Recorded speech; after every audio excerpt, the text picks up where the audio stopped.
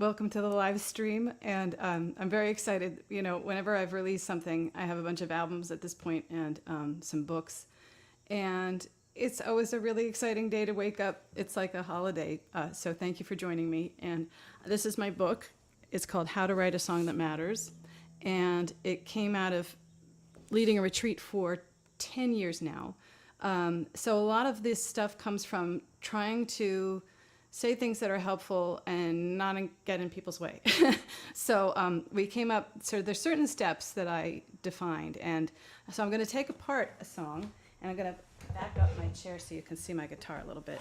And sort of show you some of the things I did to take it from that first inspiration into completing it. And we got the first rain, like the first big soaking rain for the first time in 2 months, 3 months here in New York. So I decided I would do Storm King, which I can see from my window. And the origins of Storm King were that I was up in Beacon, New York, which is where Pete Seeger lives. And Jeff Haynes was putting together a collection of stories by Pete Seeger, narrated by Pete, nonfiction stories of his life, and then asking musicians to write songs around the stories. So my story was Pete got in contact with Joni Mitchell when he heard Both Sides Now, and suggested like a half verse or an extra verse, because Both Sides Now kind of as a remedy to her ambivalence somehow, because he was like a which side are you on kind of guy. He came from that world. So so it was like this encounter of him encountering Joni and saying like, well, you could resolve this way. We plant ourselves at a certain point. And it was a beautiful story. But of course, I didn't want to write a song called like, he wrote a letter to Joni and this is what happened. I wanted something loose. And Both Sides Now has this beautiful reference, of course, to I've looked at clouds from both sides now, up and down. And so I thought, I could do like a weather song. And, I do a lot of weather songs. So I just was thinking about rain and things like that. And then, and he said, by the way, we need this tomorrow. And I was like, I'm an artist. But we'll see. Maybe I can. So I was driving home, and I plugged in the beat, the rhythm that, or the two chords that Jeff gave me. And it was kind of like a calypso beat. And so one of the first things I did, and what we discuss, when we're writing songs together at this retreat, is I explored it very loosely. I was just thinking, rain.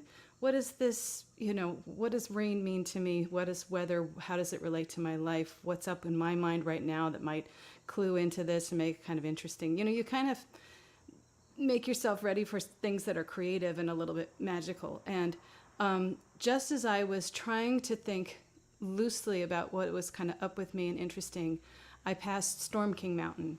And Storm King is the mountain that was saved. They were going to have a big electrical, like a power station there.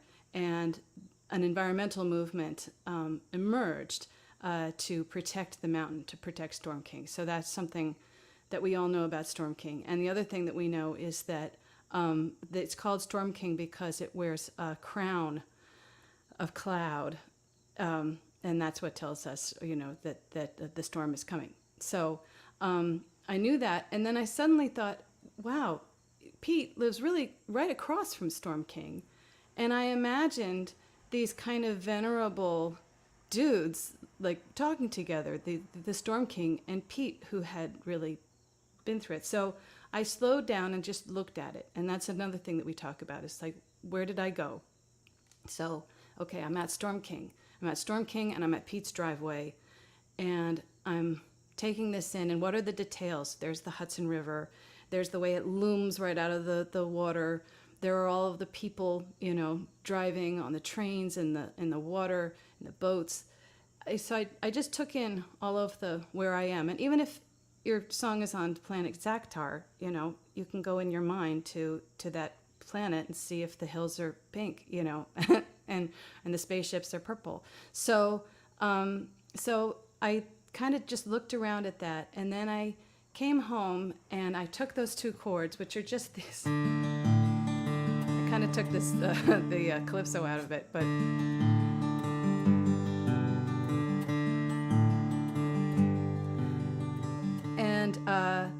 And I just came up with a line, I am the Storm King now. And the Storm King has seen us from above. And I thought, okay, the next thing you think sort of is what happened. And in this case, what would happen in this conversation between these guys. And they've both sort of seen it all. And they've seen a lot of weather. And they're there to tell us kind of what's up ahead. Pete was too. He was always kind of gently explaining to us that we really needed to work together in certain ways. So I just kept on imagining what that conversation would be. Again, sort of loosely taking in the details of the river, and then the next question that I ask is, how did it feel? What was the feel of it? And I just felt like there was such a gentleness, even though Pete's was really fiery in his criticism of a lot of things, and a fiery protector of the environment and human rights.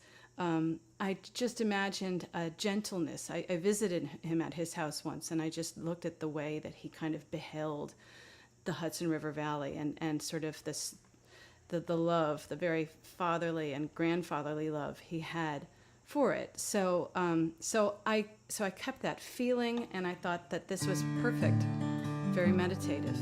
And then I started to piece the songs together and the rhymes. And so this is the song Storm King.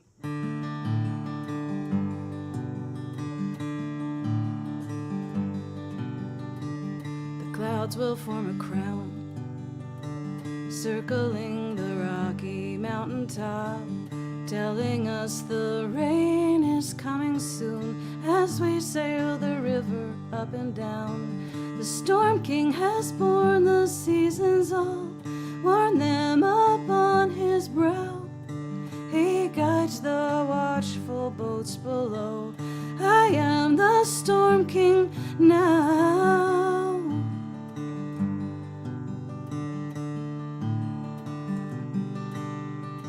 He is bemused sometimes to light it. He sees the trains, the hikers on the hill. In our progress and our industry, may we grow better still. The Storm King has seen us from above, high up on the starboard bow. He knows the turning of the years. I am the Storm King now. The Storm King has borne the seasons all, worn them upon his brow. He guides the watchful boats below. I am the Storm King now. I am the Storm King now.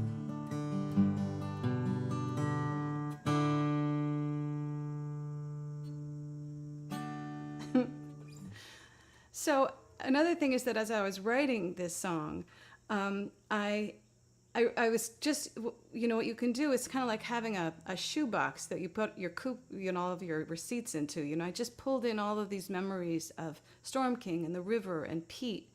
And one of the things I put into that box was a memory I had of being at the Madison Square Garden event for Pete's 90th birthday.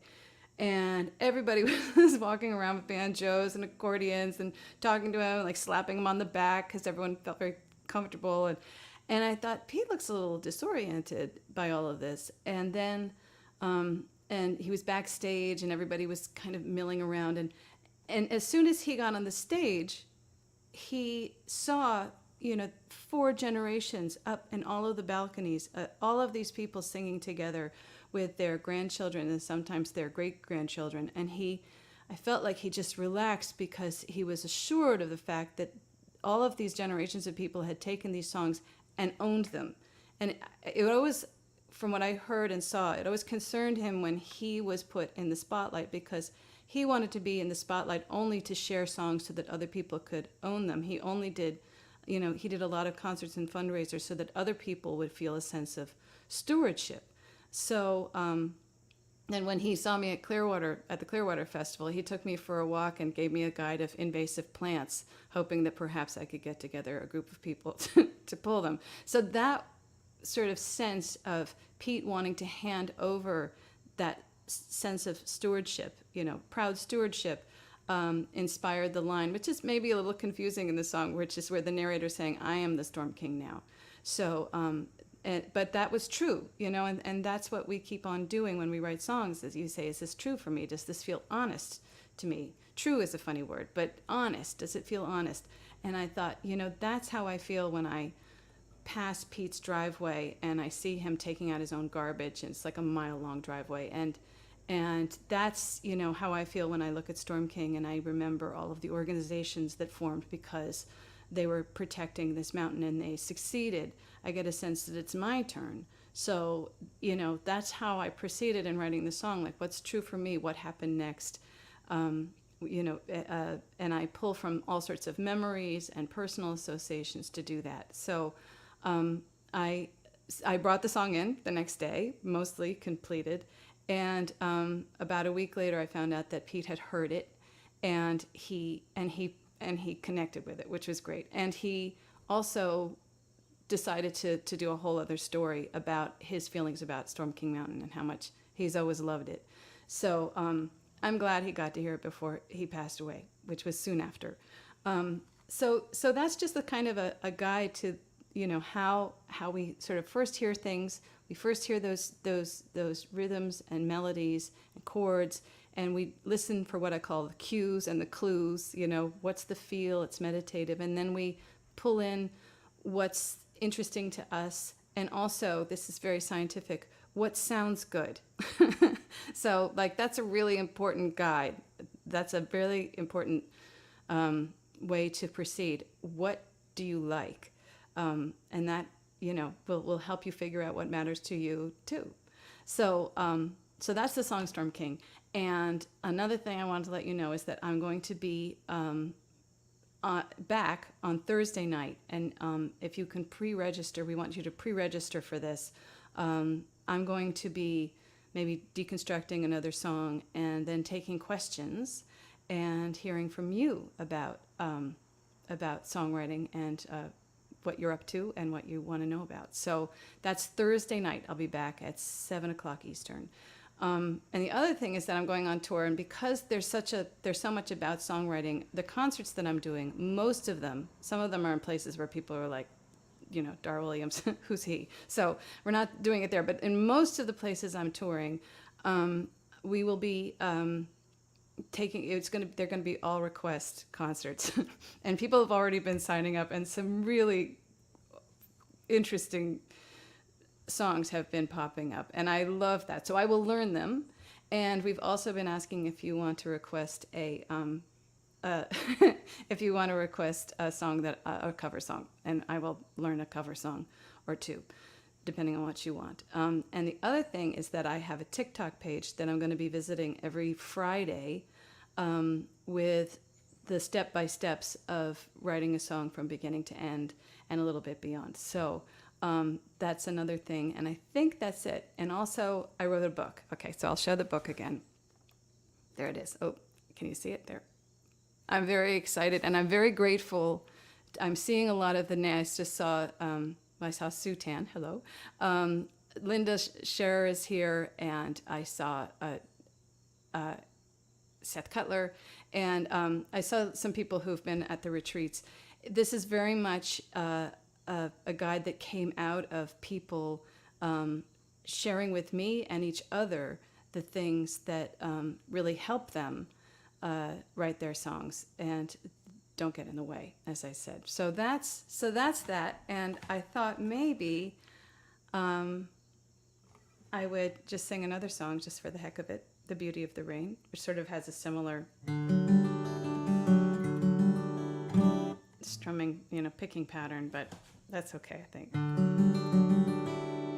This kind of weather brings it out of us.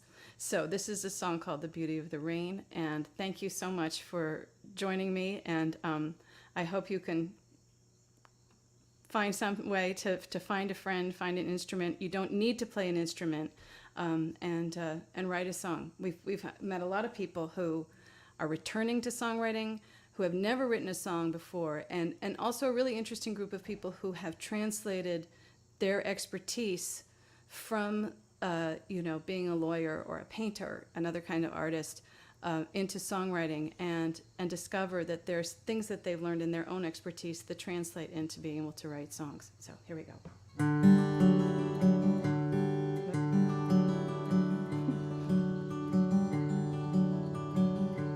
And you know the light is fading all too soon. You're just two umbrellas one late afternoon. You don't know the next thing you will say. This is your favorite kind of day. It has no walls. The beauty of the rain is how it falls, how it falls, how it falls. And there's nothing wrong, but there is something more. And sometimes you wonder what you love her for. She says you've known her deepest fears, 'cause she's shown you a box of stained glass tears. It can't be all. The truth about the rain is how it falls, how it falls, how it falls.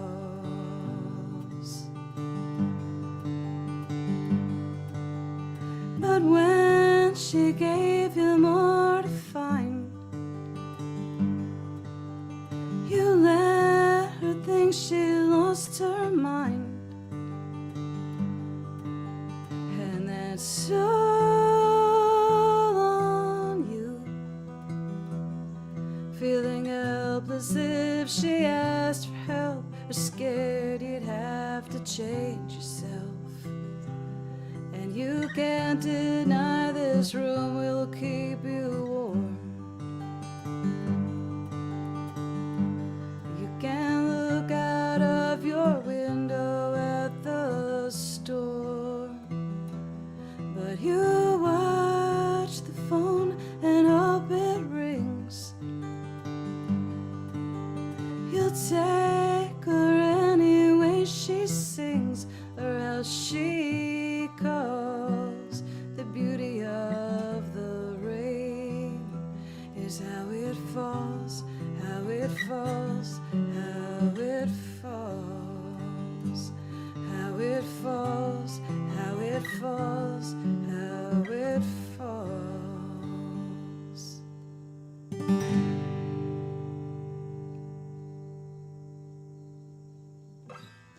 Thank you. I just saw a bunch of names that I recognize. Hi, Kate Bennis, one of my best friends in the world, and hello, Jillian. I'm going to be playing up at the Edwards Opera House. Jillian came to our retreat, and is a great songwriter, and is having me up at Edwards Opera House. They're doing a wonderful thing that relates to another project I did. A book called What I Found in 1,000 Towns. They're doing a lot of cool things in Edwards, New York, and I'll be playing up there at their newly renovated opera house on the 17th, possibly the 18th. Thank you so much for coming, and I'll see you out on the road, and I hope that you can all write a song.